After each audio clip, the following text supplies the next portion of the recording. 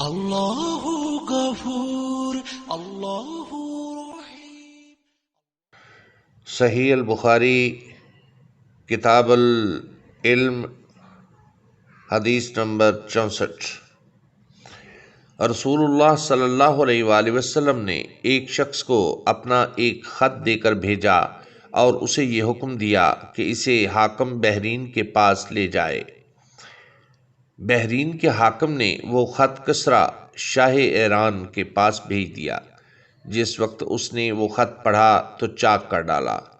راوی کہتے ہیں اور میرا خیال ہے کہ ابن مسیب نے اس کے بعد مجھ سے کہا کہ اس واقعہ کو سن کر رسول اللہ صلی اللہ علیہ وآلہ وسلم نے اہل ایران کے لیے بد دعا کی کہ وہ بھی چاک شدہ خط کی طرح ٹکڑے ٹکڑے ہو جائیں۔ حدیث نمبر 65۔ رسول اللہ صلی اللہ علیہ وآلہ وسلم نے کسی بادشاہ کے نام دعوت اسلام دینے کے لیے ایک خط لکھا یا لکھنے کا ارادہ کیا تو آپ صلی اللہ علیہ وآلہ وسلم سے کہا گیا کہ وہ بغیر مہر کے خط نہیں پڑھتے، یعنی بے مہر کے خط کو مستند نہیں سمجھتے۔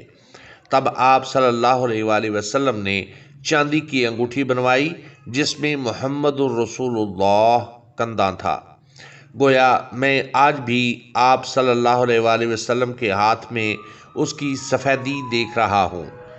شعبہ راوی حدیث کہتے ہیں کہ میں نے قتادہ سے پوچھا کہ یہ کس نے کہا کہ اس پر محمد رسول اللہ کندہ تھا؟